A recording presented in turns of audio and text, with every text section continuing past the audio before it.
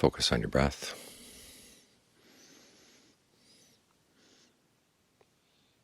Try to find a rhythm of breathing that feels good, all the way down through the torso, and even further down to the body if you can.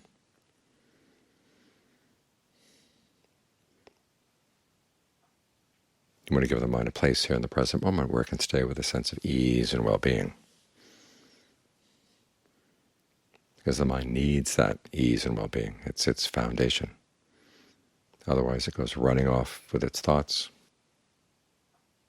running to the future, running to the past, running everywhere but right here, because it doesn't have a sense that it can be at home here. It's like a child in a family where there's a lot of problems in the family. It's going to run out of the house, and after a while you have trouble getting the child back.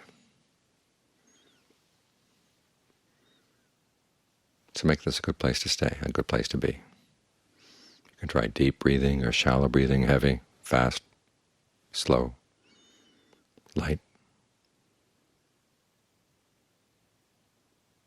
Try to find the rhythm and texture that feels best for the body right now,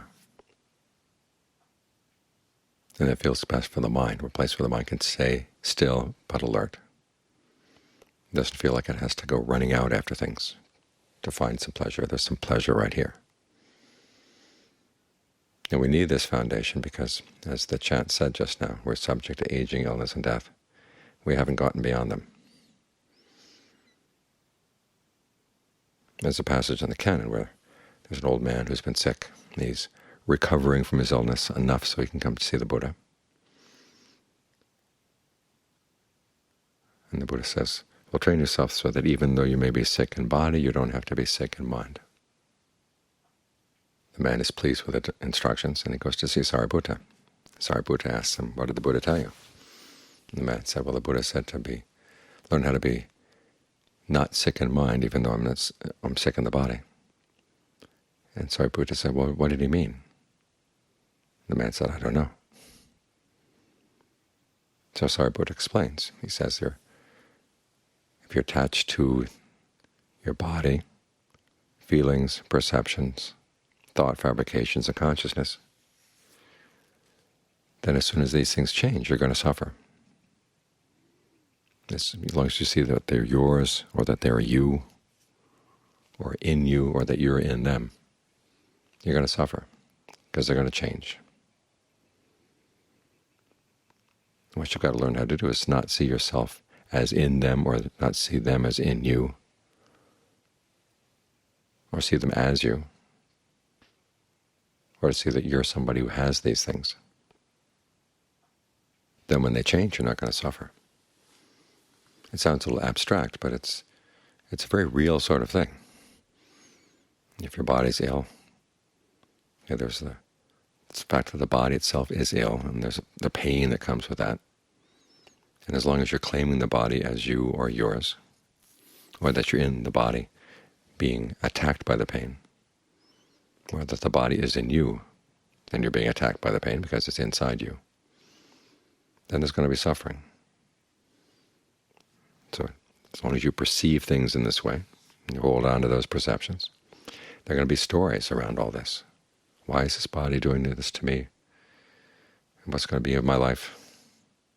You can think about the things you can't do while you're sick, all kinds of things.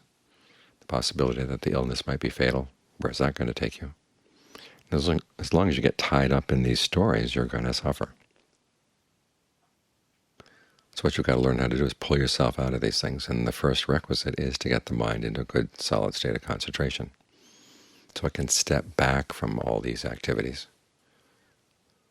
and see that it doesn't have to hold on to them, because it's got something better to hold on to, the sense of stillness here in the present moment. Now concentration requires four qualities for it to really be powerful,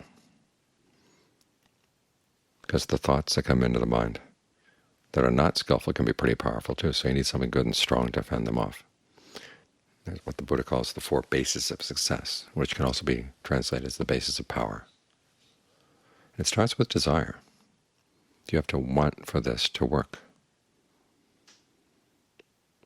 Some people say, well, I'll just come to the meditation, and if it works for me, okay, and if it doesn't work, I'll go someplace else. You've got to want for it to work, There has to be a desire. We may have heard the Buddha said things about desire, that it's the cause of suffering, and he does say that. But he also says it's a place for desire in the path. There are certain desires that are the causes of suffering, and others are part of right effort. So the desire to make the mind skillful, the desire to bring the mind to concentration, that's part of the path. It's not a cause of suffering. There will be some suffering in the sense that if you want it and it's not happening, that'll weigh on the mind. But that, the Buddha said, is actually a form of suffering that's to be developed, cultivated. So it gives you the motivation to want to do this. You see this especially clearly when you're dealing with hindrances, things coming up in the mind that would get in the way of the concentration. Sensual desire comes up, and if you decide that you like the desire, you don't see it as a problem, then no matter how many techniques you're given for dealing with sensual desire, they're just not going to work. You may chip away at it a little bit, but someplace in the mind there's a traitor to the whole cause, and it's going to get in the way. So you have to ferret that out to see why is it that that part of the mind doesn't want to gain the pleasure of concentration, doesn't want to gain the stability and the health of concentration. And talk some sense into it, basically. The same with all the other hindrances. There's ill will. If you think of somebody that you'd really like to see suffer, and there's a part of the mind that really agrees, yes, that would be a good thing to see them suffer, and I can sit here and think about that for a while and be a good thing.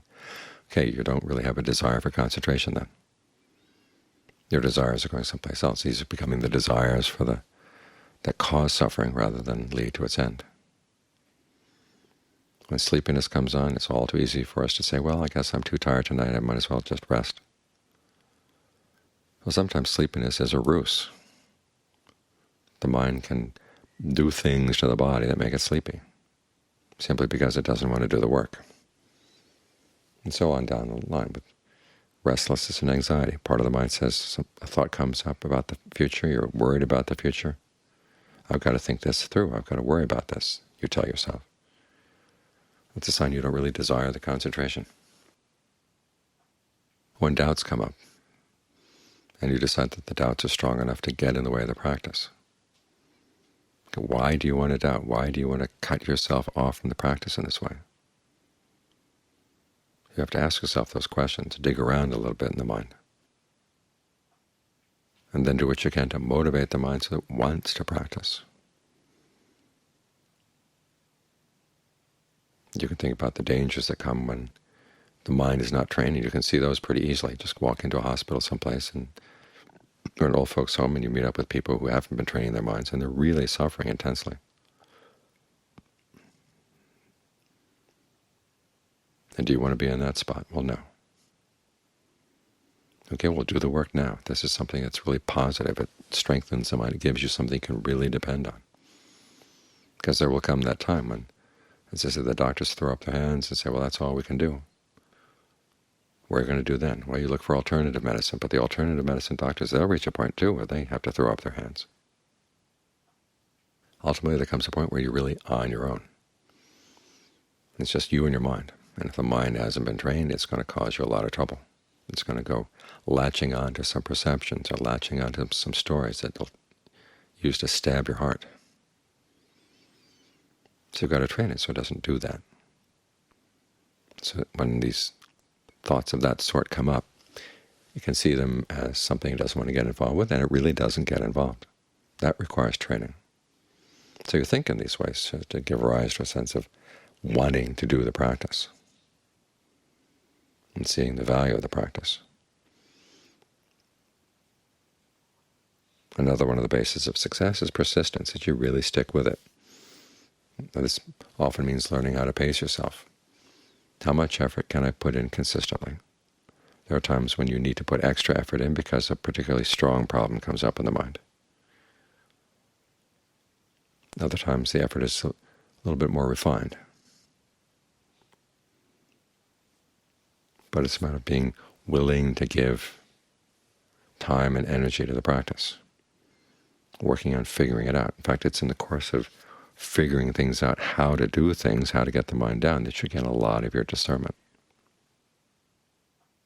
This leads directly to the other two bases of power. One is intentness, that you give it your full intention and your full attention. As the Thais say, you put your heart into it. So when you're watching the breath, it's not just counting how many more hours, how many more minutes before the session is over. It's how can I really see this breath? How can I really see this breath? And how can I figure out what there is to see there? Well, there's a sense of ease or dis-ease in the breath, which you can work with. And there's the question of, can your mind stay focused, or is it pulling off in other directions? If so, why is it pulling there? Look into it. When they talk about acceptance as a part of the practice, what it means is you accept the situation as it is in the present moment so you can figure out what's wrong with it. And then what you can do to fix it, make it better. The kind of acceptance that's unhealthy is when you just say, well, this is the way things are, I'm just going to leave it there. That's not healthy. Well, the kind of unacceptance that's unhealthy is one that refuses to admit what's there to begin with. So you want to accept what's here, but also realize there are potentials for change. There are potentials for making things better. There are potentials for making things worse, which you're going to take. So you pay careful attention to what's going on, to figure out how you can bring the mind to a greater sense of stillness, and when it's still, how to keep it there. And when it's been there long enough, how do you figure out how much is long enough? So you can start looking into where is there still some disturbance in here that I can let go and get the mind into deeper concentration. Or if there's a particularly persistent distraction that keeps coming up, what is it about this distraction that has a pull on my mind? What's attractive about it? All too often the things that pull us away, we keep saying, I don't like that thought, I don't like that thought. Well, it's something about you likes the thought, otherwise you wouldn't be letting it pull you away. You've got to see it, what in the Buddhist terms is called the allure of the thought. And then you put the allure right up next to the drawbacks. Our problem is that when we see the allure of something, we're forgetting the drawbacks, and when we see the drawbacks, we forget the allure. And we wonder why our mind is pulling us in different directions. It's because we won't let ourselves see the two at the same time. When you see them at the same time, you can make a comparison. And it's easier to let go of whatever it is, because you see that the drawbacks way outweigh the allure. These are some of the benefits that come from really paying careful attention to what you're doing.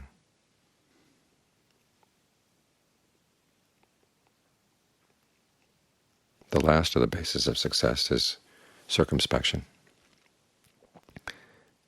It's a word that has many meanings in Pali. We can also translate it as ingenuity. You can also translate it as discrimination, or in other words, seeing clearly what's going on, making distinctions about what's skillful and what's not in the mind, and figuring out what to do about the things that are unskillful, figuring out what to do about the things that are skillful.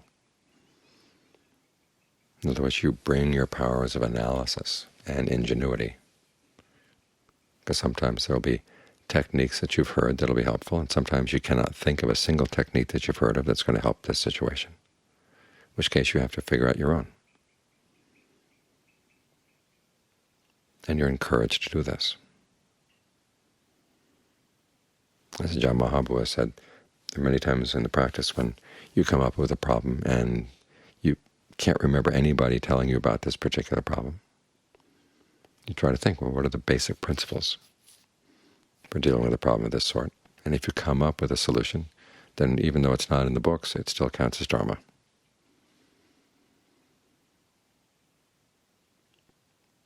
So you want to exercise your ability to think about the basic principles and then figure out how to apply them right here, right now, in a way that's effective for your particular problem right here, right now. Now, when you develop these four qualities, your concentration will have a lot of strength. It'll have a lot of power. And that's when you'll be able to use it to peel the mind away from all the stories that make you suffer. I mean, the pain of disease, the pain of dying, largely comes not so much from the pains in the body, but it comes from the stories the mind is telling itself, latching onto different perceptions, latching onto different narratives that it stabs itself with. And so you need the concentration to give you a space where you can pull back from all that and see it all as alien. There's a part of the mind that's doing that, but you don't have to get involved. And when it tries to stab your heart, don't put your heart in a place where it can be stabbed. These are some of the skills you can develop as you work on the concentration. To realize that this is a necessary skill for negotiating all the obstacles that life places in our way. Because whether we realize it or not, as soon as we were born, we signed on to aging, illness, and death. It was part of the package deal.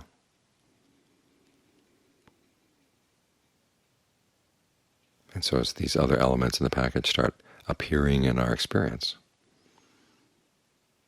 we need this skill in order to learn how not to suffer from them. Ideally, we can get to the point where we don't sign on to any more package deals like this ever again. But for the time being, focus on the skill that you're going to need so that when the body is sick, the mind doesn't have to be sick, because it's not latching onto things that would pain it.